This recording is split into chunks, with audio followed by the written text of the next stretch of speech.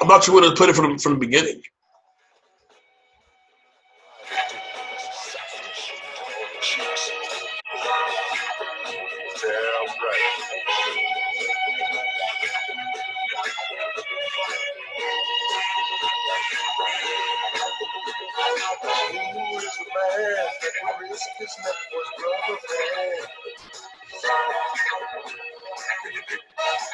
Can you dig it? No, the reason why I didn't play from the intro is because this is 2 hours and 2 hours and or not 2 hours, 2 minutes and 40 seconds to get to that part in the theme song. And it's like I'm fine with that, but it's like they're basing it off the opening credits, so it's like you're just sitting there for like 2 hours and 40 minutes hearing some dope ass music, but you want to hear the lyrics after a while.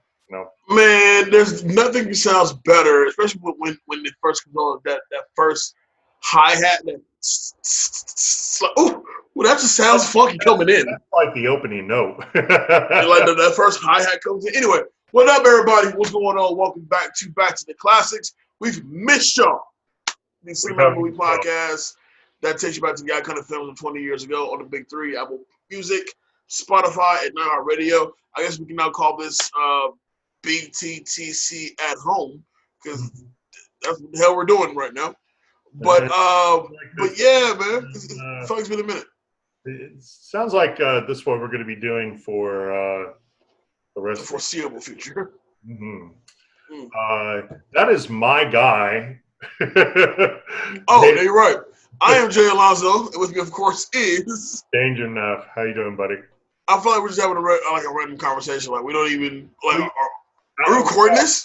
I mean, we're recording this, but we are having a regular conversation. Yeah, you know what I'm saying? So, what's the deal, man? I went back to work, and that's been a thing. And now it's going to be. I went back to work for now. I guess we're going to see what winds up happening. How about you, sir? Well, firstly, I want to ask you this, dude, because as you know, I start my new job on Thursday.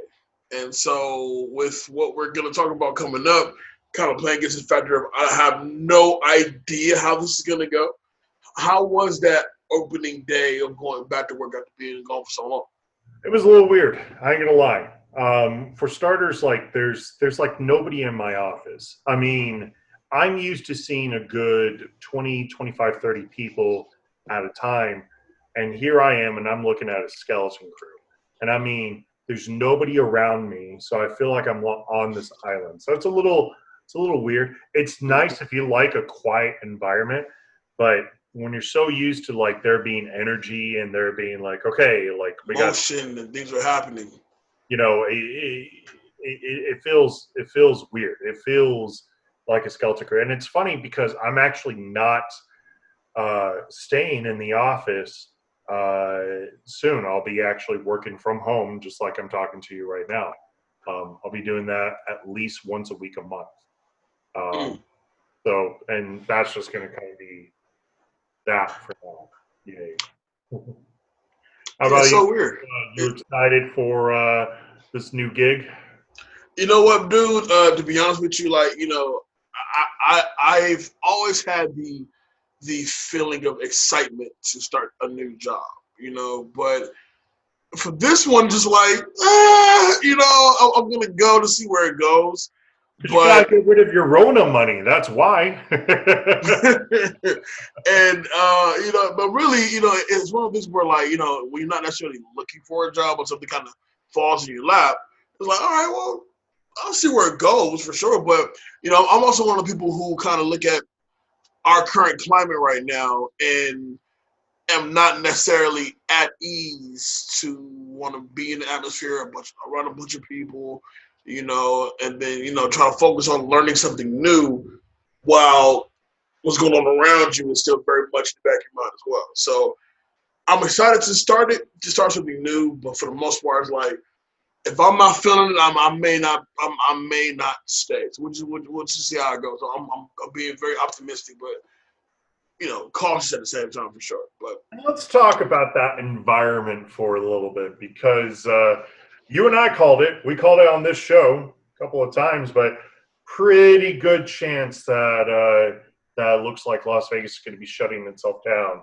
Oh, it's imminent. It's imminent. Matter of fact, if we play some bets, I say before August 1st, we will be in a shutdown. And tomorrow's July 1st.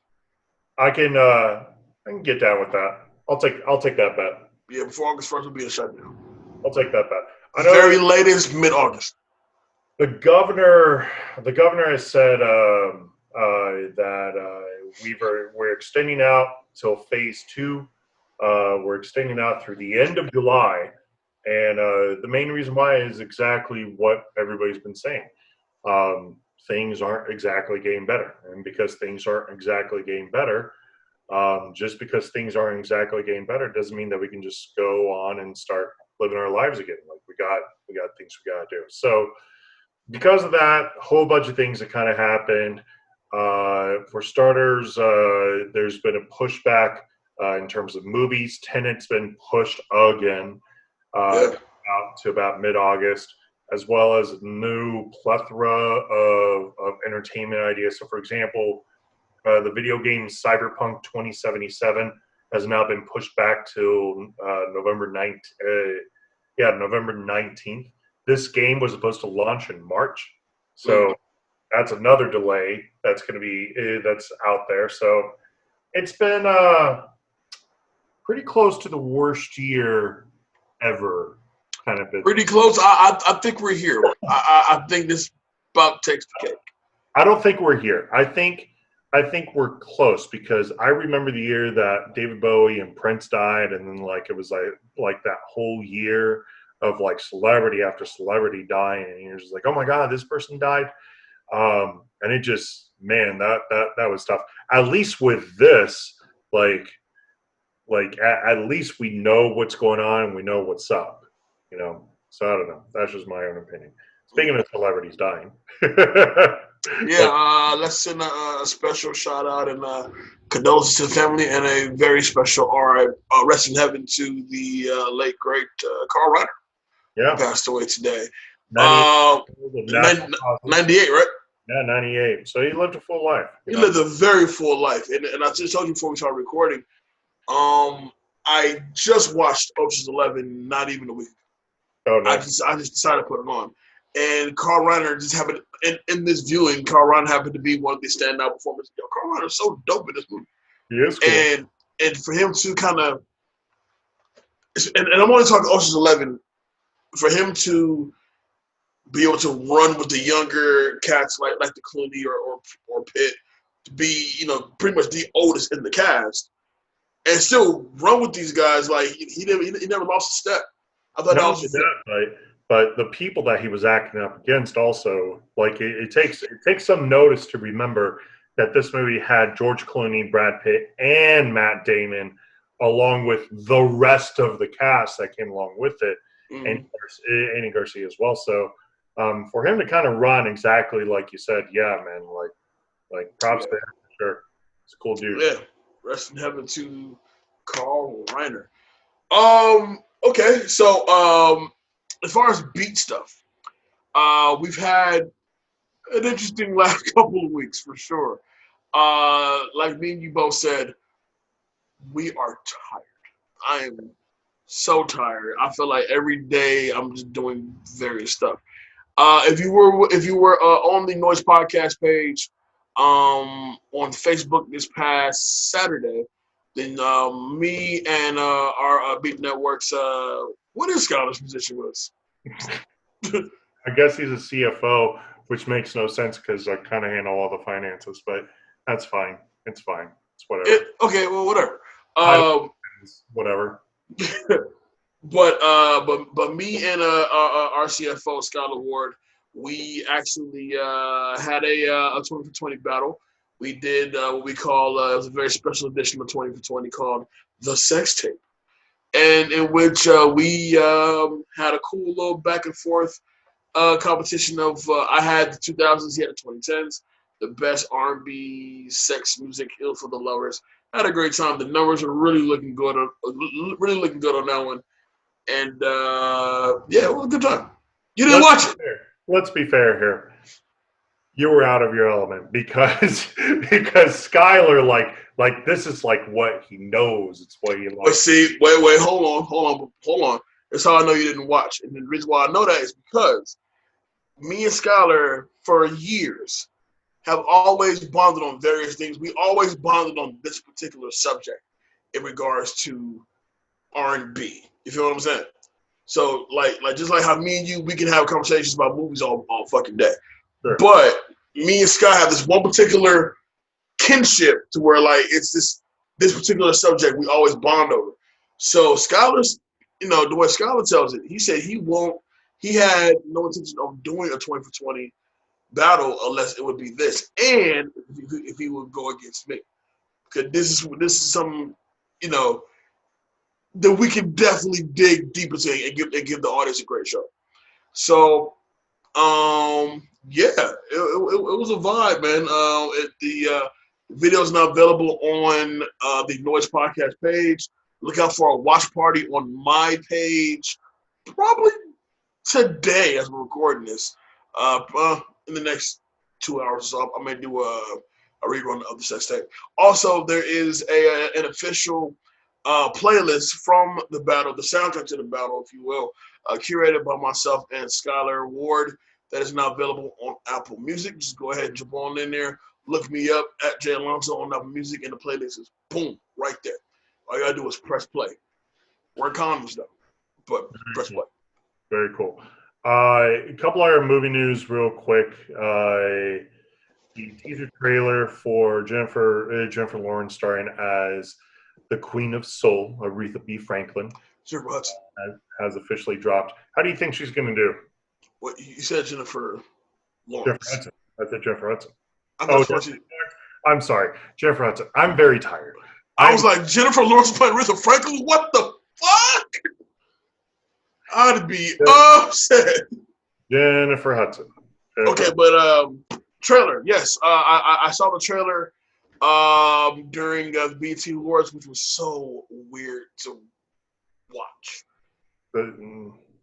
It was weird to watch. Like to know that we're in this virtual zone now, to where like this is now entertainment as we now see it.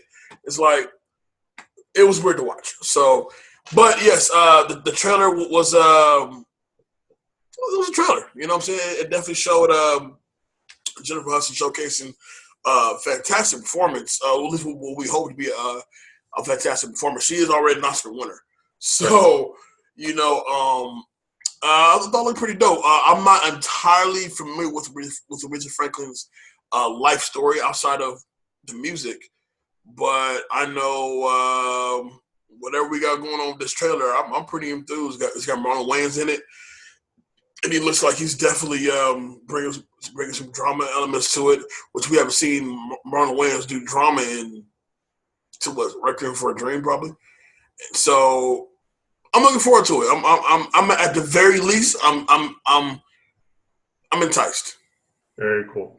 And finally, the other movie news that I forgot to mention, Margot Robbie has been cast as the lead of the reboots to Pirates of the Caribbean. Yeah, I saw that. That was not confirmed nor yet denied that Johnny Depp won't be back.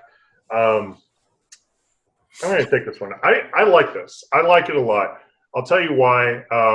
If there's any actress right now that could really hold their own, that is a relatively new face, like nobody's tired of her yet, and could really carry this kind of charismatic lead, I kind of would put Margot Robbie up there at the top. We know she can act. She can act her ass off. No doubt about it. We know she definitely has the look and definitely has that appeal to others. I guess my only question is Johnny going to be back? Because in my eyes, you can't really sell a Pirates of the Caribbean without Jack Sparrow somehow being attached to it. Now, it doesn't mean that he necessarily has to be in it for the whole thing, although I guarantee you it would do a lot better that way. But it could be something as simple as trying to recover him once again. But that very much sounds like the third movie all over again. just something where he kind of plays at least a role where it feels familiar to fans. But you're definitely giving the reins over to Margot Robbie to move on. That's my thinking. I agree to an extent. If this was, say, a year ago, if this news came out in 2019 or 2018, when we viewed Johnny Depp as, well, not we, but the general public viewed Johnny Depp as a fucking drunken monster. I'd be like, all right, well, that's how you know they're over Johnny Depp. Margot Robbie maybe not have been the first choice for me, but she can act her ass off. I think she's hella dope. But what I'm more curious about now is, so they announced Margot Robbie as your lead in Pirates of the Caribbean. Boom, I get that. But then also they didn't confirm or deny that Depp will be back. So what I'm kind of viewing things now, and this will be a hell of a way of Disney to kind of shock people, but at the same time really see where it goes. I think with this news of now Margot Robbie leading the movie, you're right, she does take the reins, but I also feel like Johnny Depp is back in it as Jack Sparrow. And I feel like the announcement of him being in the movie will come in the form of a trailer. I think so too. Once we actually get a trailer for it, we gotta see what it's all going to look like. I like the Pirates franchise. I thought obviously the original was the best I've ever. It was First was the best one, absolutely. No doubt about it. I didn't. The quality dropped, no doubt, but I don't want to say that I've actually seen like a bad Pirates movie. It's just the most I'd probably say was maybe the fourth one was a little mediocre because it was very Jack Sparrow focused, and that's what the problem was with the movie. Jack Sparrow is more interesting when he's not the main lead in my eyes. He's a lot more interesting when he's the supporting actor to kind of bring in that comic relief. But I don't know. That's just my own personal opinion about it. Either way, I'm excited. I think a lot of people are going to wind up becoming excited, especially with getting a really, really good actress at a great time in her career to really lead the next franchise. So, but let's move on to today's movie. Today's movie. You heard the boom, boom. That's an iconic theme song, no matter who the hell plays it. We're taking it back to 2000, of course, with the Samuel L. Jackson rendition of Shaft. Original release date, June 16th of 2000. Shares opening weekend with Boys and Girls, Fantasia 2000, Jesus' Son, and Titan AE. That was a hell of a weekend. Great weekend. I've seen 4 of those 5 movies, and they're all really good. Or 3 of those 4 movies, they're all really good. I've seen Titan AE. I've seen Fantasia 2000 in high school. I think we were in Mojave. Yeah. And then I think I've seen Boys and Girls. I've never seen Jesus' Son. Boys and Girls, that was the one with Freddie Prinze. Yeah. And Claire Forlani. Yeah, back in their heyday. Production budget was $46 million with a box office total of $107.2 million. So it makes some money for sure. Mm-hmm. Currently 67% on Rotten Tomatoes. I'm going to kick this off, man, with that Rotten Tomatoes score. I believe it's actually, it needs to be lifted, actually. How much higher? Maybe from 67 to a solid 82. Okay. And the reason why I say that is because the concept of Samuel L. Jackson now taking over, mind you, last time we saw Shaft prior to this was Richard Roundtree and Shaft and Shaft in Africa and Shaft Big Score and all that jazz, right? 1971. Yes. So the fact that the news of it was Sam Jackson with no afro, a really cool goatee setup he has there, and he's the new Shaft. And it's like, okay, Let's check it out. And the product you get, directed by John Singleton, may he rest in peace. Directed by John Singleton, starring Samuel L. Jackson, but then you get this cast of Jeffrey Wright, Vanessa Williams, Christian fucking Bale. You have Busta Rhymes for comic relief. You have the original Shaft, Richard Roundtree, in there. You have Gordon Parks, the original director of the original film. He's in there. Mm-hmm. Man, let me tell you something. I remember when I was a kid and I went and saw Shaft with my dad and my mom and a few other people. But I was a kid going to see it. I remember being super into it even at that time. I was telling you yesterday when I was trying to get you to record yesterday, rewatching this movie, it definitely touches on a couple of things that I thoroughly enjoy. Would I give it higher than a 67? I probably, if I do go higher, I'd probably go no higher than 75%, which I think is pretty fair. There's a lot of this movie that's pretty cliche. In fact, without not knowing some of the actors' names, you kind of forget what their characters' names are. For example, like, what is Vanessa Williams' character's name? Without looking it up, buddy. I'm looking it up.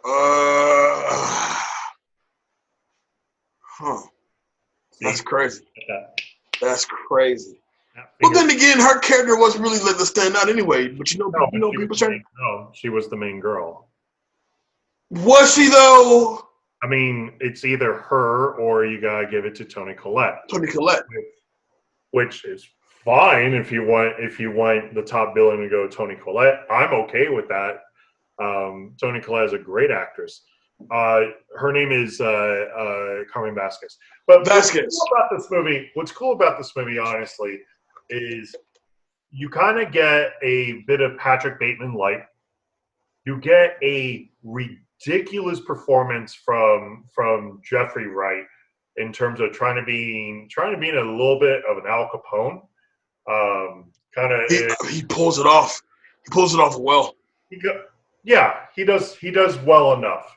And then of course, you know they were going to get Shaft right, so it definitely helped with that for sure. Mm-hmm. I enjoyed it. I enjoyed it overall. But let's kick this movie off.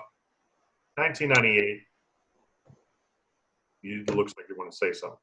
Oh, I was just getting ready to kick it off, but as soon as you said let's kick it off. Anyway, you do you. I'll fall in. It's all right. 1998, NYPD Detective John Shaft II, who's a relative of John Shaft I, which is a little weird because why would you name John Shaft II if he's not a son? But then it gets weirder than that. I think you're going to tell us. Go ahead. Then in the 2019 movie, they are father and son, and it's just and it's just weird. I don't know. Whereas in Shaft 2000, they're uncle and nephew. Right, which I'm fine with the idea of uncle and nephew. I just don't agree with the 1 and the 2. Like I don't really need that. Anyways, he's called in to investigate this grievous assault of Trey Howard, who's played by Mekhi Phifer, outside of a restaurant. And almost immediately with this scene, you could feel the presence of I mean, it helps to kind of have your own theme song, of course, but you feel the presence of Shaft just like coming in and kind of dominating the scene in terms of his detective work. Really, even before that, because as the movie opens, especially with the opening logo of Paramount, the hi-hat with the song here opened up, this like super seductive yet funky sex scene that kind of plays in between the opening credits. Right. And then as you get close to him presenting the Shaft logo, he just got done smashing this chick, putting on his gun, throwing on his jacket, grabbing his badge. Then the beat drop, and you get a cool ass Sam Jackson just walking slow motion chef. So by the time he is actually on screen, that presence is definitely felt. It feels like a chef movie, you know? It does. It definitely does. And as he goes, he's basically questioning everybody that's in there. And one particular witness is definitely catching their eye, and that is Tony. And that is oh God, Ian Palmieri, thank you, played by Tony Collette. Ian Palmieri, who's played by none Palmieri. than Tony Collette. For those of you who don't know who Tony Collette is, watch the movie Hereditary, and you'll see why she probably deserved a Best Actress nom off that movie alone. That movie is disturbing, though. It's kind of cool. Like he goes, and it just so happens that the main antagonist, kind of in this movie, is Christian Bale, who's totally playing off as Bateman Light in this. I mean, almost down to a T. You know, he has no regard for the life around him. He doesn't really care. He doesn't really care about other people so much. He's not obsessive, but he's playing the rich boy really, really, really. Yeah, I was gonna say that. I can't necessarily say he's doing a Bateman thing, but because America, with most people, Bateman is a rich boy and acts like a rich boy. Yeah, he's a rich boy for sure. I think like with this one, especially for me, who I recognized Christian Bale from American Psycho at that time. So when I saw him, I saw Patrick Bateman. But watching the movie years and years down the road, I can tell you that while Bateman is a rich boy with an obsessive thing, Christian Bale in this movie is just a rich prick who's he's a spoiled brat basically. Yeah, you know what I'm saying? He is definitely a spoiled brat, but in a way he kind of does his own thing with it. Like not that he's going to take away any energy from Shaft, not from the character, but in terms of like trying to match that same energy of being that prick, like you kind of almost immediately feel it, which is why I'm kind of disappointed a little bit with how this movie played out, because this movie had a really, really good message, and then it kind of like went away from that message by the end of this film, which is about like the racial harassment that was there. And the problem is the reason why it went away with it is kind of how the story plays out a little bit, and what they do with Christian Bale's character, which I neither agree nor disagree with it. I'm just kind of like, okay, I guess that's what you're going to do.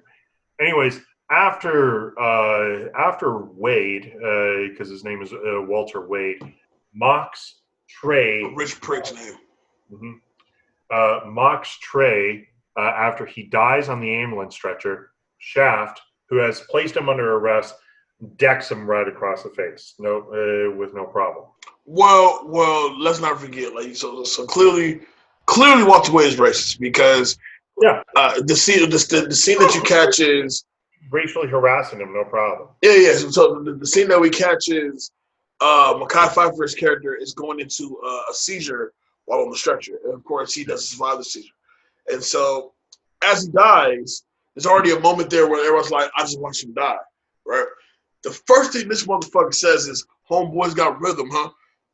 What the fuck, And Shaft just drops it. Right? Oh, he plays it well, which is what's really great about it, because again, Bateman is kind of that way, But anyways, so Walter Wade gets his lights punched out, and Shaft is suspended.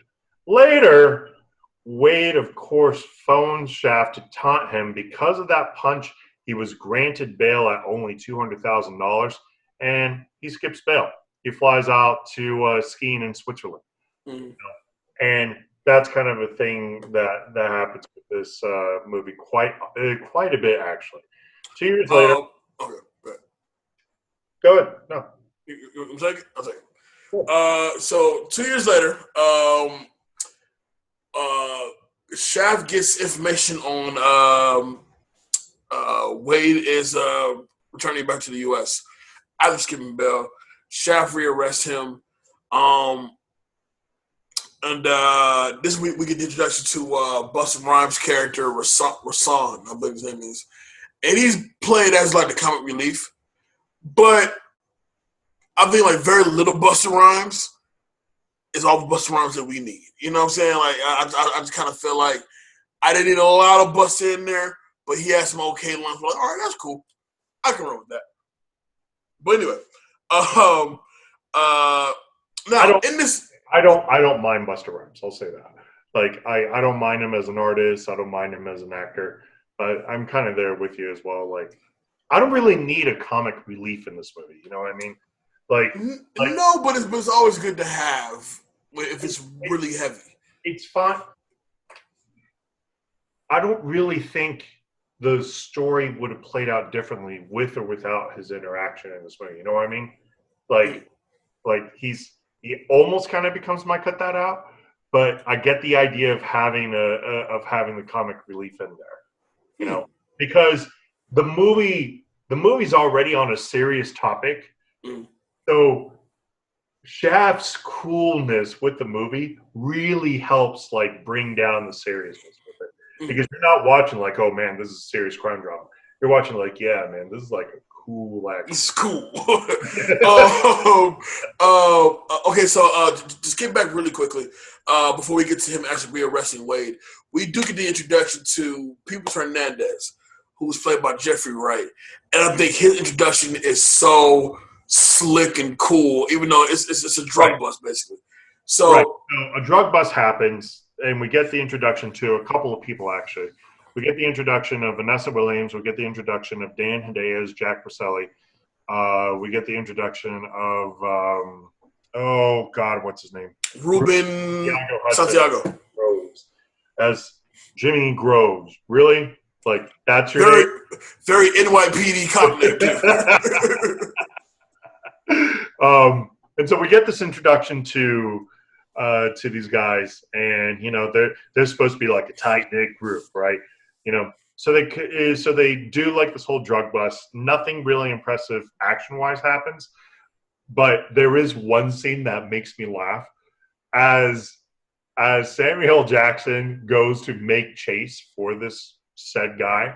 A trash can comes flying out of Yeah, out of nowhere. Yeah. Who this fucking trash can used a fucking catapult because this thing, it's not tilted, it's straight coming across. And it's coming fast as shit. So, whoa. Now, I can't stop laughing at like this image that somebody literally was like cranking up a catapult and just launched this thing perfectly to stay there and fast to come in and collide with a car. And now goes immediately, pulls out a gun, and he goes, throw something else. Peoples Hernandez, I listen, even when I was younger, the opening to this dude was just like, he's interesting as hell, you know? So as the drug bust is happening, he's up there, he's looking over. Clearly he's the drug lord. He's got like one of these blocks that's like, yeah, and he's sitting there, he's eating something, watching NYPD round his guys up, or round some guys up.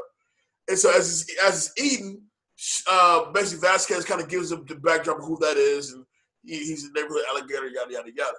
So as Shaft walks up to kind of talk shit to him, he goes, "You enjoying the show?" This is Shaft. People does nothing but kind of just flicks off like, whatever. Takes the ball from a kid, throws it at him so he can spill his super red meal on his very white shirt. Right? Who wears white on white? Who wears white on white? Dominicans do, Dave. Dominicans in New York do, Dave. But the first thing he does is, motherfuck.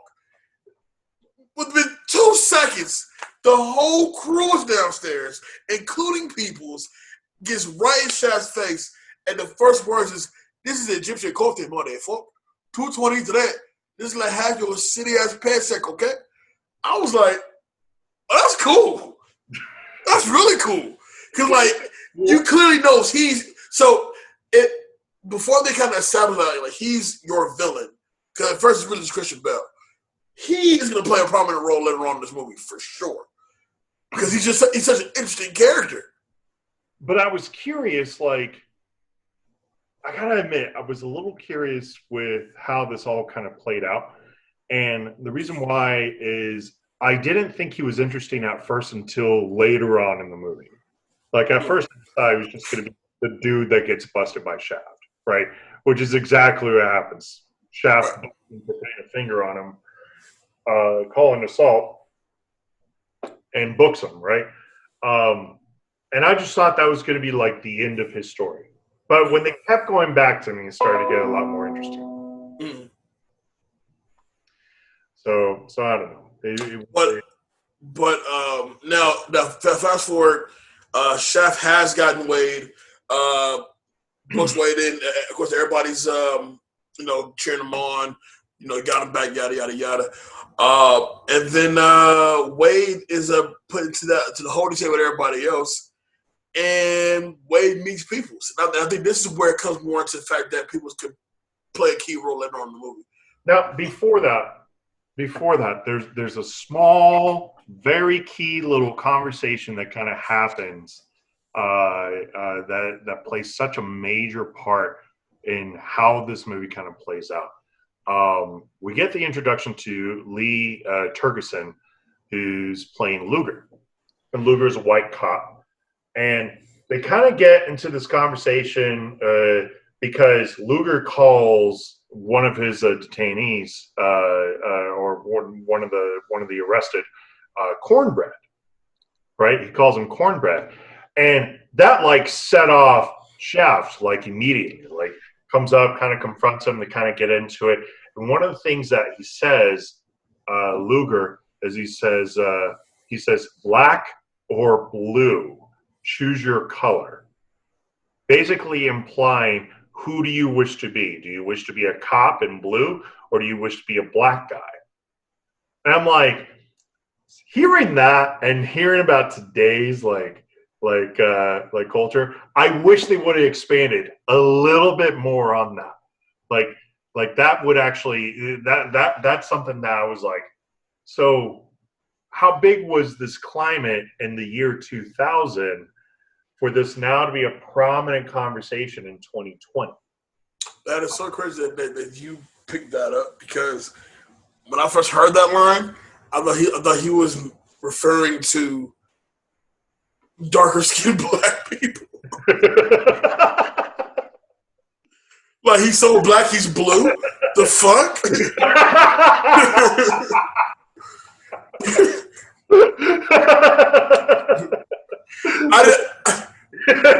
I didn't understand police brutality in 2000 at the time. We got different types of black people around here. We got light skin, we got dark. Are you saying he's so black he's blue? we got light skin, we got dark skin, we got midnight, and then we got blue. What? And then there's just blue. And so I mean 2000. I didn't understand police brutality in 2000, but now that I actually watching it last night, like it just like I'm like, motherfucker, this was in the scripts of our fucking movies. Like hear you say it now, hear you break it down, like, that is what he meant. Because like I'm telling you, because there's a line. That's what he meant. There's a line super late in the movie when Shaft's like deciding what he wants to be, when he basically quits on the force, right? Mm-hmm. And he goes, I'm too blue. I'm gonna mess up this line. He goes, I'm too black for the bash, too blue for the zone. Yeah, exactly. Like he said it that way, and I was like, man, like, it felt it was so fascinating to like hear that. Mm-hmm.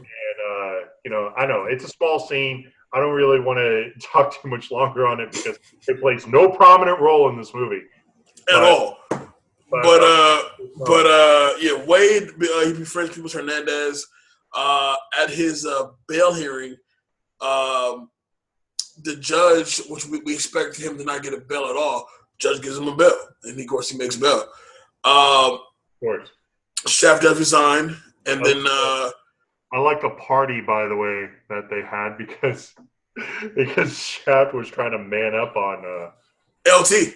LT, and Mm-hmm. I'm like, Sam, like Samuel, come on, man, you can't do that. So when he threw him through the door, and then luckily there was a surprise party, I was like, man, I did not want to see this fight happen. I don't remember a lot of this movie from way back when, but when I saw it this time, I was like, oh man, you can't fuck with LT.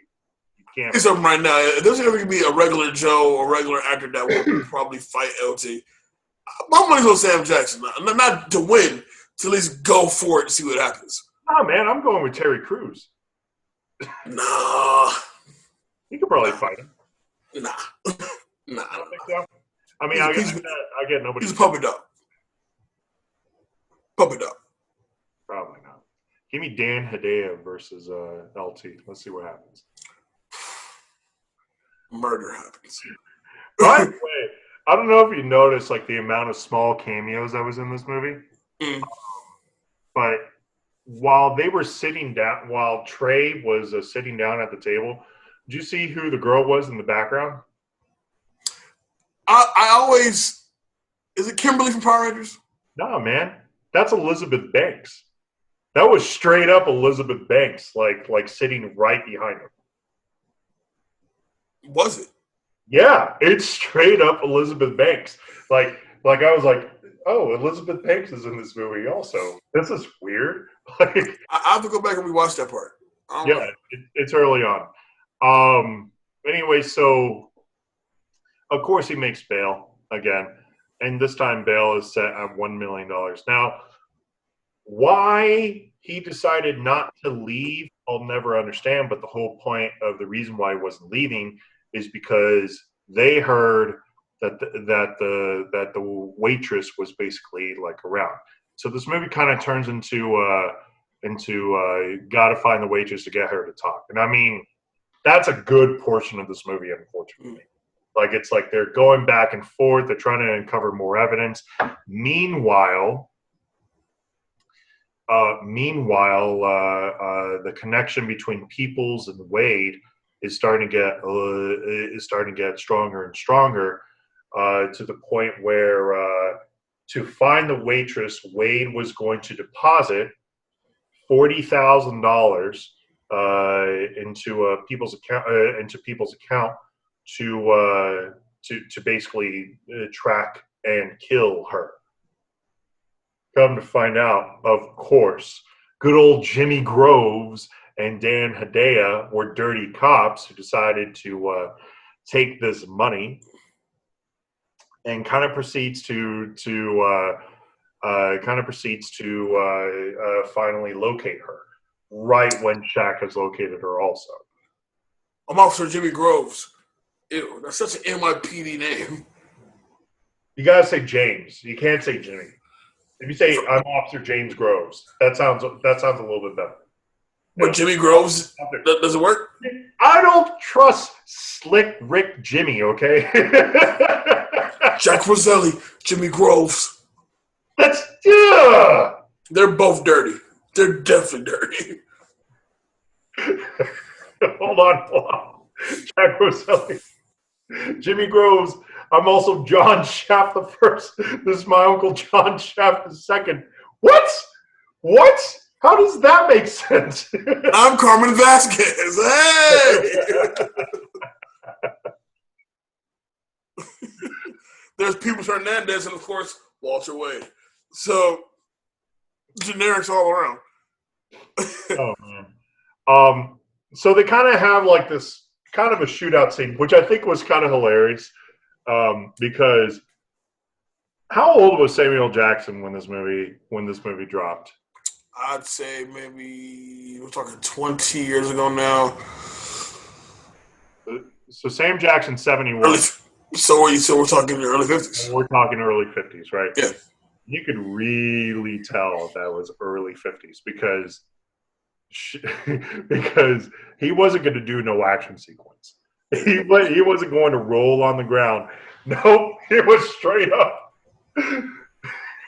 He popped up out of cover and walked a straight line, beelining, shooting two pistols at the oncoming people. They had machine guns, He had pistols, and he outgunned them.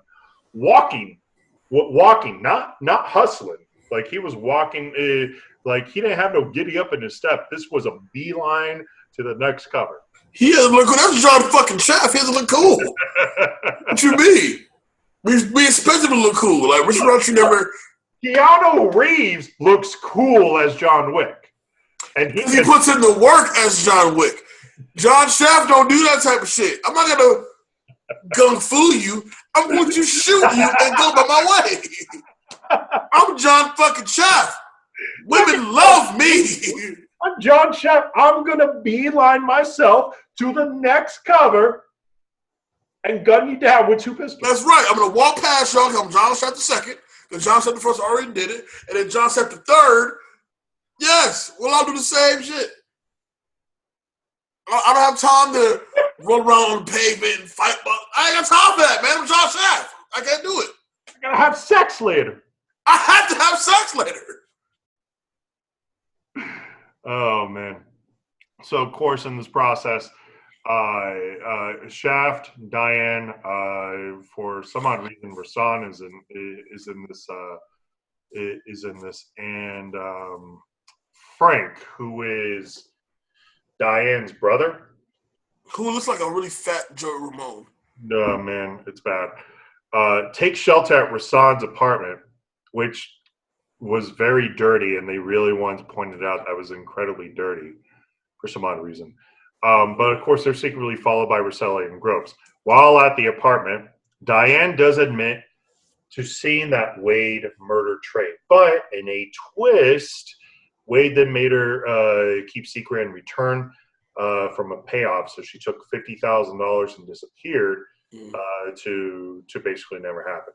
Meanwhile, Peoples, after Wade comes back, and the whole reason why this even happened in the first place is because Wade gets mugged by somebody. Of course, it's Shaft. He doesn't realize that Shaft that mugs him.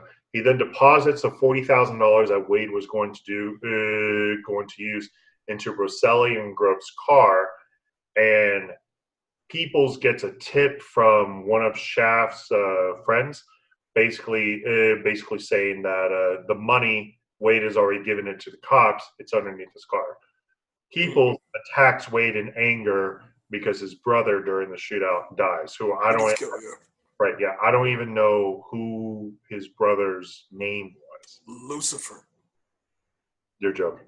I'm not. His brother's name was Lucifer. No way. There's no way. I'm checking this on IMDb now. Who names a child Lucifer? Whoever wrote this damn script? Yeah, that's something that, oh my God, you're right. His name was Lucifer. Yeah. All right, yeah, sure. So let's throw in a Lucifer in there. Eventually, people and his gangbangers arrive at Rasan's apartment. Shaft engages them in a shootout, and everyone flees through a fire escape. Rosselli and Groves try to kill Shaft, and in the process beforehand, they had basically shot Carmen in the process. As they try to kill There's a cliche there that I don't want to say. I don't want to cut that off. No, go ahead. I don't want to cut that out. But there's something about this super just cliche that when they try to shoot Carmen Vasquez, of course she survived the shooting. No, you know why? Because she has a Black Power Afro bulletproof vest. Okay. Okay. And I it's like I totally saw it coming. Like, okay. Please continue. Sorry. She winds up killing both of them. The shootout then spills into the city streets where Shaft and Carmen continue to kill gangbangers because they're now excellent shots. But Rasan's cab crashes alongside Peoples' vehicle. Peoples takes Diane hostage with an ice pick, which is, again, What a weird tool to be just like carrying around with you. Not a knife. A knife has common use sense, outside of just stabbing people, but an ice pick. Anyway, so people take maybe because the ice pick gets like right to the point. Because it's thicker. Yeah, it's supposed to pick ice. Like, you know what I mean? Shaft puts down his gun and convinces people not to do Wade's dirty work and instead go one-on-one with them. Peoples, of course, releases Diane, drops the ice pick, but then he goes ahead and pulls out a gun, which Shaft pulls out a different gun and puts a hole into Peoples. By all means, Peoples Hernandez, when he dies in that scene, he has the most weirdest humped over, like, he died funny, you know what I'm saying? Just. Have you ever seen the original Buffy the Vampire Slayer? Yes, I have. I die laughing every single time Pee Wee Herman dies in the movie. Because he takes fucking forever to die. That's how some of these people like do it. Oh. So anyway, so Wade's trial finally arrives. Let me grab this real quick because we didn't actually shout her out. Now Trey's mother is played by Lynn Thigpen. If you know her, God bless the dead, she passed away some time ago as well. She also plays the grandmother of Damon Wayans in Blankman from way back when. To be fair, she was also the chief in Carmen Sandiego. She was, absolutely. But no, so the trial finally arrives. Shaft tells Trey's mom that we got a new judge, a new prosecutor, eyewitness. So today we'll get our money's worth.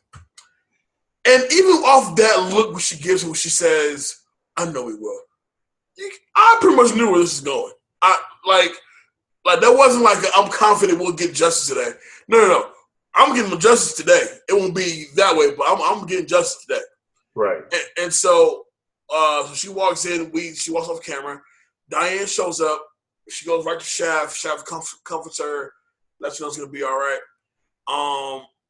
Now this is like the ideal shot of Christian Bale that gives me Patrick Bateman, because when he's like stone-faced serious, he's intimidating as fuck. So when he gets out the car and he's walking up to the courthouse, he has that super stone-faced Christian Bale look. I'm like, that is intimidating. You know what I'm saying? And as he's walking, and I'm telling you, I'll have to credit this to John Singleton to how he decided to like shoot this, because he's walking in with a super stone face, looking like a killer, and then all of a sudden he just gets and once he hit the you knew the gun was going to go off, or a bomb, or somebody got the ice pick that people's had, or something was going to happen to him, right? Because his whole thing just changed. And what changes is Trey's mother has a nice little cute little gun that she keeps in her purse, and she shoots him down. And cute gun, Magnum. She's carrying a Magnum. Cute little gun. And she shoots down, walks away, dies right there on the steps. And the police they haul her off while the crowd's yelling, "Let her go! Let her go! Let her go! Let her go!" And then fast forward to the final scene where Shaft is talking with Carmen Vasquez, and there's this lady in there who was there to file a assault report on her boyfriend, and Shaft, opening up his private eye business, sees a chick with a horrible black eye, and decided to get involved. Of course, cue the hi-hat, and we get Busta Rhymes banter for the ride out of the last part of the movie. And that's Shaft. There's too much Busta Rhymes in this movie. Now talking about it, there is too much of him in this movie. How much Busta Rhymes is too much Busta Rhymes? Are you not a fan of Busta? No, I'm a huge Busta Rhymes fan. Musically. As far as acting wise, no. No. I get to The less Busta Rhymes, the better. Put it that way. But yeah. So let's get to some takeaways, man. Who is getting your That Guy award? Samuel L. Jackson, and he plays a titular character. He's just cool, man. Like everything he does is just very, very cool. Very able to handle himself. I was almost going to give it to Richard Roundtree because he exhumed like he was so cool also, and seeing their scenes together really worked for me. I would have actually really have liked to see a true sequel, not the one that we got, but a sequel where the two of them were kind of working together separately on a case, without really introducing, extended family afterwards, I guess you can say. Right. I think it would have been great. That was a missed opportunity. That was a really badly missed opportunity, to be honest. That's your award. Toni Collette. There's kind of no point to Vanessa Williams in this outside of surviving a shot. And Toni Collette shows off, her acting chops a little bit in this. She kind of plays a little bit the damsel in distress, but I thought she was cool, man. Like she was legit. That forward.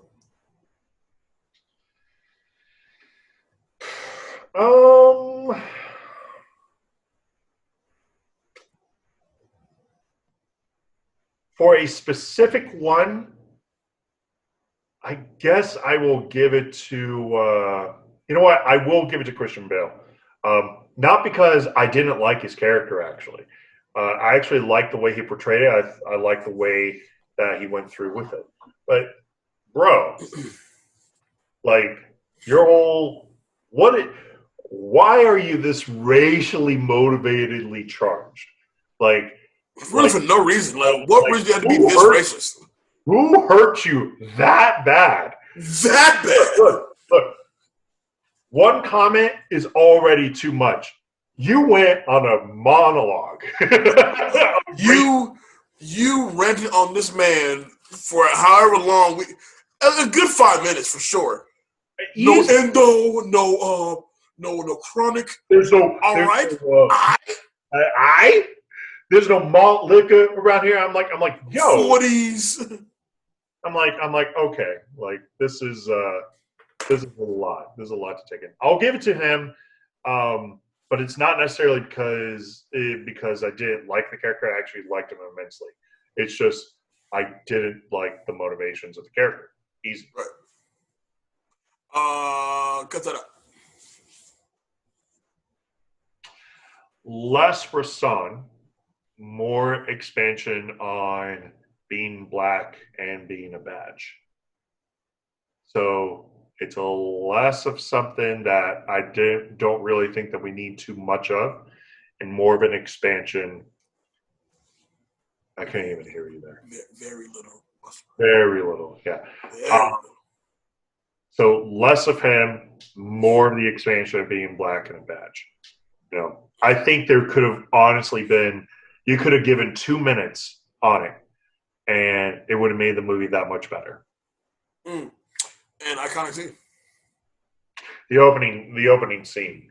The minute he, puts on the outfit, puts it on, comes right up and just starts talking to people. There's a coolness that is just there that you're just like, man, I wanted to be him. Yeah, his presence is very, very heavy in that opening scene for sure. Sexual chocolate. It was very sexual chocolate. Sexual chocolate! Yes, sir. Who's getting you that guy award? Oh, easily gonna be Sam Jackson as John Shaft, man. Like as somebody, like, it called me crazy. I view Sam Jackson as Shaft, given the history with Shaft, and my dad putting me on Shaft way back in the day. Pause. There's a lot of pauses there as well. I'm glad I just caught that. But my dad introduced me to the first Shaft movie back in the day. I viewed Sam Jackson playing Shaft for the first time like I viewed Robert Downey Jr. playing Iron Man. Like, but then what I got was pure genius. So, and he exuberates cool. He just looks so cool. You know what I'm saying? Yeah, that was the word looking for earlier. Exuberates. Good word. Yeah, and for me, if anybody's gonna take on the task of this iconic character that Richard Roundtree already made cool, all right, Sam Jackson is my Shaft. Pause. Yep. Who's getting your that chick award? I'm gonna give it to. I give it to Toni Collette. Even though I love Vanessa Williams, she was great in the movie. She just has no point in the movie at all. Right. But that's like my problem with some of these female characters. I'm like, they're just there. You're just here. They're just there to be another person. I said, you might as well. You could have casted anybody else in that role. Right. Exactly. But Toni Collette, she definitely flexed her acting muscles a little bit, and this is really like the first early sign of Toni Collette for me as well. So I thought, her performance definitely stuck for sure. And yeah, Toni Collette. Who is the man? Who's getting that full award? That full award would probably go to. I'm gonna go with yours, man. Walter Wade. Well, honestly, like, even though I like Christian Bale, I like the character Walter Wade because he plays to where you really hate him. So you kind of, I don't care what your outcome is gonna be. I just hope you're either A, not alive, or B, you'll be seeing some sort of a jail sentence, and a crazy one at that. But I hate you, and I'm supposed to hate you. Yep. So what he brought to the character, like, all right, cool. And he also kind of becomes the victim of his own arrogance because he thought he can get in good with this drug dealer, and you realize when he decides shit ain't always sweet on that side. So I guess that's another thing that's a little incredulous about his plan. Like I get that he approached you with this, but why? Why did you decide to go back? Why didn't you get somebody else involved? And this is where somebody says plot armor. Yeah, I get that. But think about your action there. This guy knows who you are. You really just need to find a hitman. At this point, you just need a hitman. You don't need Peoples Hernandez. You weren't interested in his expansion idea at all. Right, exactly. So why did you go back? But more importantly, Walter Wade is as rich as we're supposed to believe he is. You can afford better than Peoples Hernandez. Yeah, man, he's a neighborhood alligator. Come on, man. This is New York City. And you're one of the top people. Don't you find people, to do shit like that? Right. Don't you doesn't it go down a line somewhere? You're rich enough. Come on, man. We all saw The Purge. We all know who it is. Cut that out. Cut that out. Oh, shit. I had one, too. I literally forgot what it was. My cut that out. Not the Vince Williams Black Power thing, but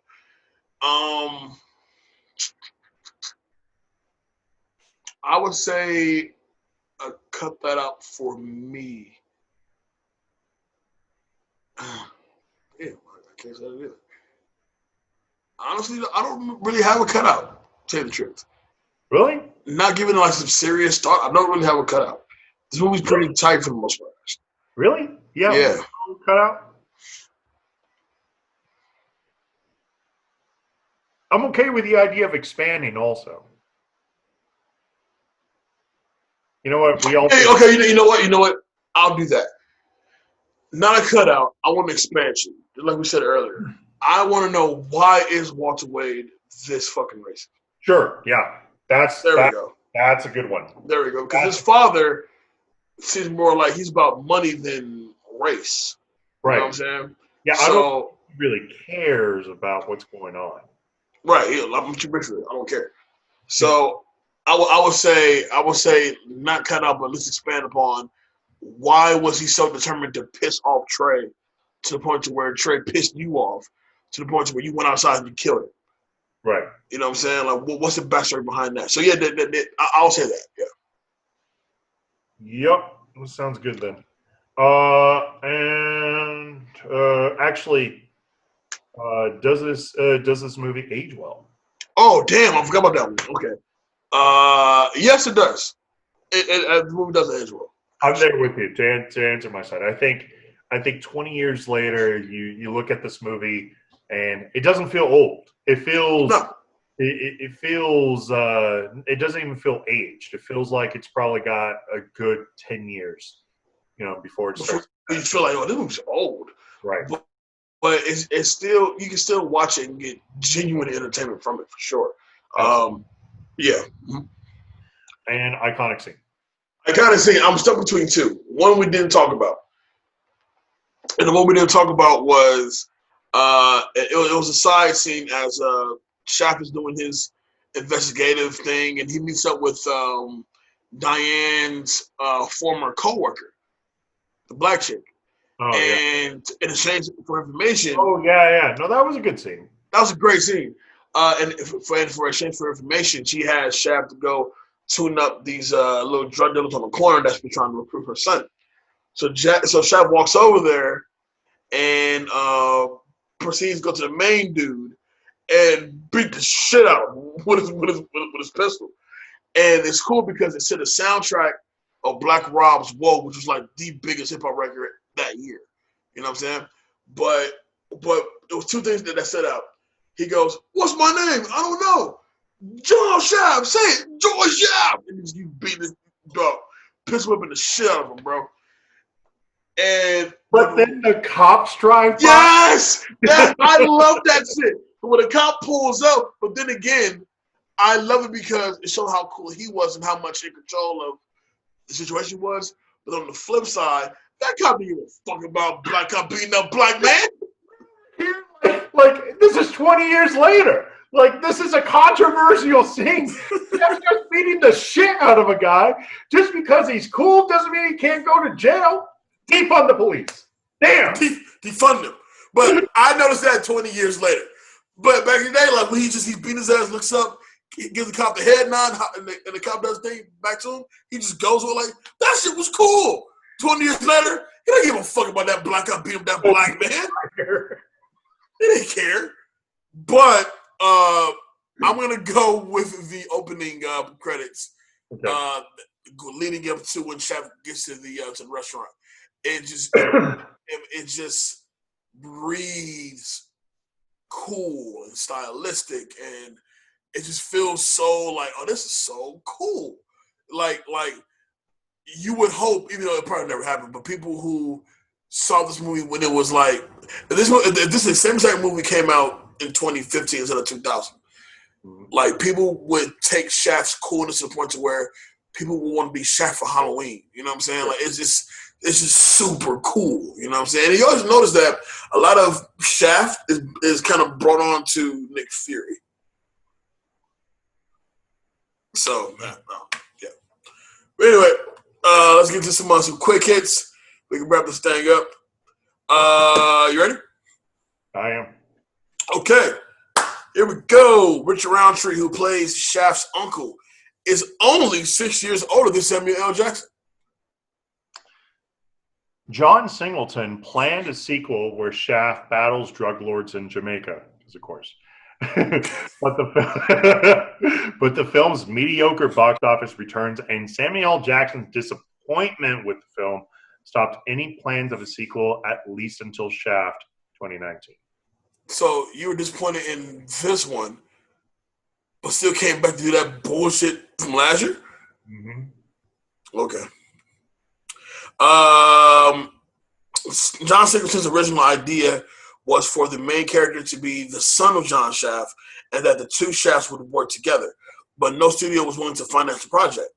Paramount Pictures producer Scott Rudin demanded the main character to be changed to be Shaft's nephew and for Richard Roundtree's participation to be reduced.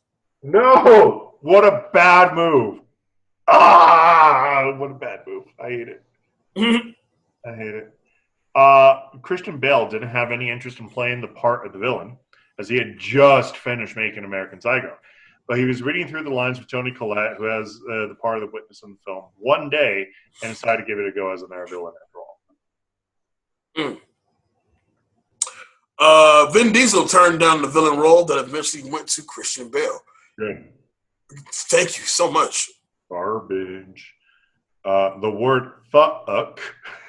Why would they write it that way? The word fuck is used 167 times. Fuck. Finally, John Singleton wanted Don Cheadle as Shaft, but Scott Rudin insisted that a major box office draw should play the role. So Wesley Snipes was also considered. We got a couple more. Hold on. This is important. Out of a production crew of 125, only 6 were African Americans. Let me see. Wow, that's some shit. All right, I'll just hit you with one of these. Even at the time, Samuel L. Jackson was here we go. Even at that time, Samuel L. Jackson was generally felt to be too old to play Shaft. But was there a common age range for Shaft? Because I feel like I could have sworn Rob Street was almost the same damn age when he played Shaft. No, bro. The original Shaft came out in 71. Roundtree's only 6 years older than Shaft. Or 6 years older than Samuel L. Jackson. Okay, so subtract 30 years from I'm not doing math right now, man. Subtract 30 years from Samuel L. Jackson's age, which would have been 21 at the time. Add 7, so he would have been 28. Okay. And finally, contrary to common thought, this film does serve as a sequel to, and not a remake, of the 1971 Shaft and its immediate sequel, since the Shaft of those films appear once again played by Richard Roundtree, and the main character of this film is presented as his nephew. Therefore, this serves as one of the few sequels with the same title as the first film in the franchise, and Shaft 2019. It's the same title.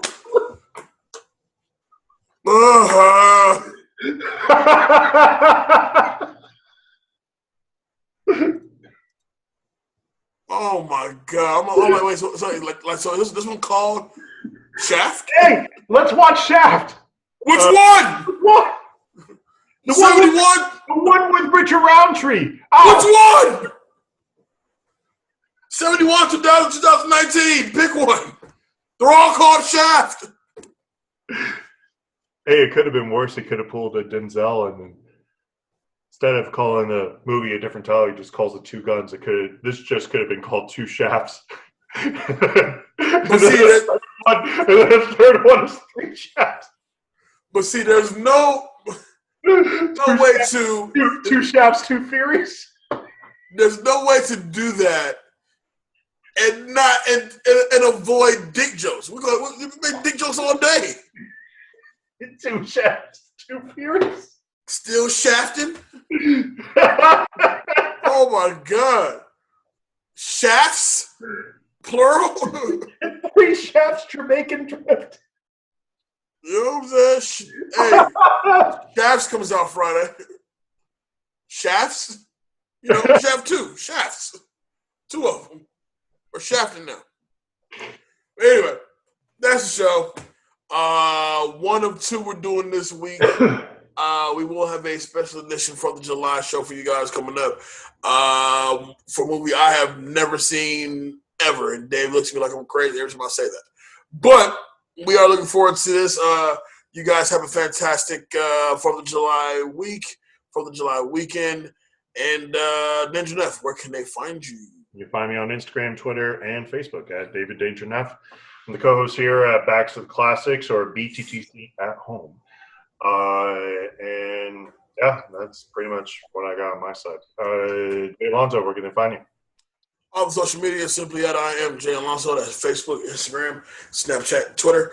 Talk to me and I'll talk back. Of course, 20 for 20 is moving right along. I believe by the time the show comes out, they would have went ahead and announced the next battle, which will be between Los and Kev for, I'm going to assume, this Saturday. It's a good one, though. I'm looking forward to it. Also, man, say again? Gotta get me in on a battle, man. Listen, brother, let me tell you something, man. Me and Skylar were laughing about, me and Dave could do a good playlist for movie soundtracks. Good. We could. But mine be biased. I'm doing all like black movies. I'm doing like Boys. Oh, I can't do a black movie? You do whatever you want to. You do whatever you want to. You do whatever you want to. But I think Bodyguard's going to be mine. That'd be kind of, well, yeah, I guess that would qualify. We may have to consider this for the Cinder folks out there. But yeah, besides that, man, you guys have a fantastic weekend. And don't forget to follow us on Instagram at BTTC Podcast. And that's it, dude. Enjoy the rest of the week. Please stay safe. Stay healthy. Wash your hands. Stay out the way. With that being said, I'm Jay Alonso. With me, of course, is Danger Nap. This is Back to Class. We'll see you guys in a few days. Peace.